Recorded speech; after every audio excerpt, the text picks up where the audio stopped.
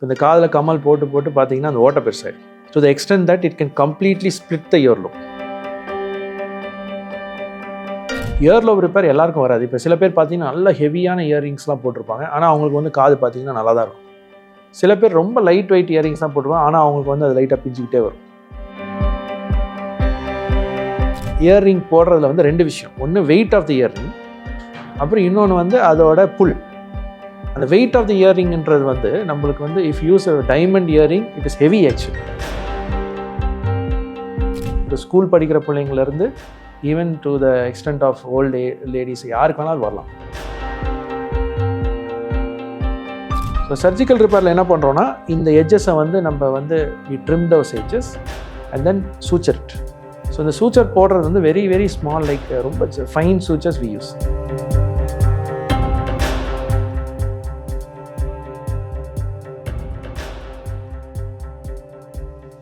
One of the common procedures which we do in our clinic, அதாவது local procedures வந்து பார்த்தீங்கன்னா earlobe repair.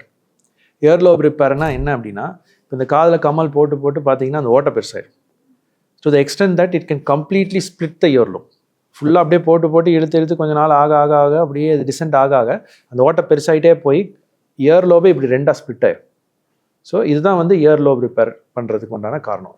So இது ஏன் வருது அப்படின்னு கேட்டிங்கன்னா, earlobe ரிப்பேர் எல்லாருக்கும் வராது. இப்போ சில பேர் பார்த்தீங்கன்னா நல்ல ஹெவியான இயரிங்ஸ்லாம் போட்டிருப்பாங்க, ஆனால் அவங்களுக்கு வந்து காது பார்த்தீங்கன்னா நல்லா தான் இருக்கும். சில பேர் ரொம்ப லைட் வெயிட் இயரிங்ஸ் தான் போட்டிருப்பாங்க, ஆனால் அவங்களுக்கு வந்து அது லைட்டாக பிஞ்சிக்கிட்டே வரும். அது ஏன்னா இந்த earlobeக்கு அந்த ஸ்ட்ரென்த், இன்ட்ரென்சிக் ஸ்ட்ரென்த் அது ஒவ்வொருத்தருக்கும் மாறும். ஒரு ஆள்லேயே வந்து ஒரு காதுக்கு இன்னொரு காதுக்குமே மாறும். ஸோ அதனால தான் வந்து அந்த இயர் வந்து ஈஸியாக பிஞ்சிட்டு போகிறது. இது வந்து it is not that elderly age குரூப்பில் தான் வரணும் அவசியம் இல்லை. இப்போ we are even seeing for school படிக்கிற பிள்ளைங்கள்லேருந்து even to the extent of old ladies யாருக்கு வேணாலும் வரலாம். ஸோ இதில் என்ன பார்த்தீங்கன்னா, இந்த earlobe வந்து it is usually very very short. இந்த இடத்துல இருந்து இந்த earlobe எங்கே ஓட்டை போட்டிருக்கோமோ அதுலேருந்து அப்படியே வந்து ஸ்லோவாக it can come down, slowly அப்படியே இறங்கிட்டே வரும். அது கம்ப்ளீட்டாக வந்து அது டேர் ஆயிடும். ஸோ இதுதான் வந்து அந்த earlobeக்கு உண்டான பிரச்சனைக்கு உண்டான இது. ஸோ இதில் வந்து ஃபஸ்ட் அண்ட் ஃபார்மோஸ்ட் திங் வந்து they should understand that earring போடுறதுல வந்து ரெண்டு விஷயம். ஒன்று வெயிட் ஆஃப் தி இயர்ரிங், அப்புறம் இன்னொன்று வந்து அதோட புல். அந்த வெயிட் ஆஃப் தி இயர்ரிங்ன்றது வந்து நம்மளுக்கு வந்து if use diamond earring it is heavy actually. Depends on how many carats they're going to use. Second thing pull. இப்போ கிராவிடேஷனில் வந்து அந்த புல்லில் கீழே வந்து ஏதாவது ஒரு விஷயம் இருந்து அது பிடிச்சி அது ரெகுலராக போட்டிருந்தாங்கன்னா அந்த earlobe வந்து பிய தான் செய்யும். இப்போ earlobe இப்போ நிறையா இடத்துல என்ன பண்ணுறாங்கன்னா, they go to these people who do this pasting. ஒரு கெமிக்கல் மாதிரி அந்த earlobe அந்த ஓட்டைக்கு நடுவில் போட்டுட்டு பேஸ்ட் பண்ணிடுறாங்க. அதை ஒரு ஸ்டிக்கர் மாதிரி ஜஸ்ட் லைக் இந்த டிரான்ஸ்போர் மைக்ரோபோர் பிளாஸ்டர் நம்ம ட்ரெஸ்ஸிங்லாம் ஒட்டுவோம்ல, அது மாதிரி ஒன்று ஒட்டி விட்றாங்க. அதுக்கப்புறம் ஒரு 1 வீக் கழிச்சு they remove it. என்ன ஆகுதுன்னா, அந்த it's basically a chemical which actually Burns the skin. So அந்த ஸ்கின் வந்து உள்ளுக்குள்ளே கண்ட்ரோல்டாக இட் பர்ன்ஸ் அண்ட் தென் அந்த ஸ்கின் பர்ன் ஆன ஸ்கின் ஒட்டிக்குது. ஸோ அதான் வந்து அதில் நடக்குது. பட் சரி, அது வந்து it is doesn't give strength to the earlobe repair. திருப்பி அதில் காது குத்தி திருப்பி கொஞ்ச நாள் கழிச்சு திருப்பி அது பியும். அதனால் திருப்பி தே கம் பேக். ஸோ நல்லா வந்து அது ஓரளவுக்கு ஆகணும்னா அங்கே நல்லா ஸ்கார் டிஷ்யூ ஃபார்ம் ஆகணும். அதுக்கு best ways to surgical repair. So surgical ரிப்பேரில் என்ன பண்ணுறோன்னா, இந்த எட்ஜஸை வந்து நம்ம வந்து we trim those edges and then suture it.